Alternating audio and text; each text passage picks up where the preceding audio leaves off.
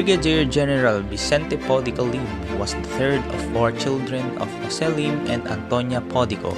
Born in Calamba, Laguna, Lim grew up under the school system of compulsory public education established by the American colonizers. After 2 years of teacher training at the Philippine Normal School, he took the entrance exam for the United States Military Academy and was chosen to represent the Philippines. Joining the class of 1914, at West Point, he was known as the Cannibal due to his dark skin, but perhaps mainly because of the ignorance about his origins. He graduated number 77 out of 107 cadets who finished the course and was commissioned as second lieutenant in the Philippine Scouts. After his return to the Philippines, he was assigned to the faculty of the Philippine Constabulary School in Baguio City. Here, he met Pilar Hidalgo, one of the country's first female mathematicians and the first female cum laude graduate of the University of the Philippines. She would go on to be a co-founder of the Girl Scouts of the Philippines and the third president of Centro Escolar University. American participation in World War led to an early wedding in August 1917, and the union produced 6 children: Luis, Roberto, Vicente Jr., Patricio, Eulalia, and Maria Pilar. On October 31, 1936, Lim, along with Colonel Joseph Stibnat, Senator Manuel Camus, General Carlos Romulo, Executive Secretary George Vargas, Don Gabriel Daza, and Arsenio Luz officially chartered the BSP in Commonwealth Act No. 111, authorized by President Manuel Quezon. The first Filipino graduate of the United States Military Academy class of 1914 at West Point, he was sent as a pensionado. General Lim served as a second lieutenant during the World War I. At the war's end, he returned to the Philippines, where he continued his military career and quickly rose in rank, initially with the Philippine Scouts and later with the Philippine Army. By 1940, he was appointed to the post of Chief of Staffs of the Philippine Army. When the Philippine Army was incorporated into American Armed Forces on July 16, 1941, Lim was given the rank of Brigadier General and became the top-ranking Filipino under General Douglas MacArthur, placed in command of the 44th Philippine Division, tasked with the defense of southern Luzon.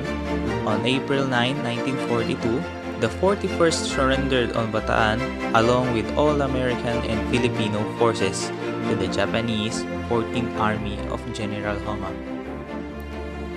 Lim survived the infamous Bataan Death March on June 6, 1942, was admitted to the Philippine General Hospital for treatment of injuries sustained at Bataan, where he had led the bloody rear guard action against the Japanese in Abukay, Bataan. He recovered quickly, but with the help of his brother-in-law, Dr. Jose N. Rodriguez, he concealed this fact. With the Japanese convinced of his incapacitation, he led the guerrilla resistance forces of Luzon. Basically, he conducted secret guerrilla activities while pretending to be confined at the Philippine General Hospital. He was ordered to rejoin General Douglas MacArthur in Australia. He attempted the journey but was captured en route by the Japanese. He was held for months at Fort Santiago and the Bilibid prison before being beheaded, along with Colonel Antonio Escoda, shortly before the liberation. General Lim died on 31st December 1944 and is listed among the tablets of the missing at Manila National Cemetery. It was a full 50 years later, in 1994, that the Lim family was able to make contact with Richard Sakakida, who has actually witnessed General Lim's death.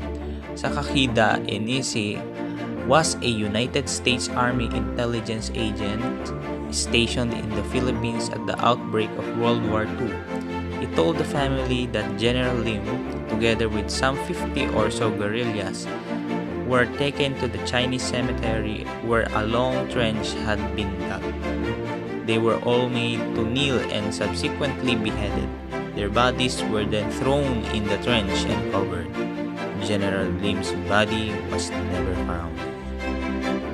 Brigadier-General Vicente Lim's distinguished service in the military spanned a period of almost 35 years and 2 world wars. He was a pioneer throughout his career, being the first Filipino to graduate from West Point and from various general staff schools, a charter member of the Boy Scouts of the Philippines, and a key figure in the formation of a young nation's armed forces. He continued to inspire and to lead throughout the gallant stand at Bataan and the guerrilla resistance. Today, he is remembered as the consummate professional soldier who never compromised his principles and stayed true to duty, honor, and country to the very end.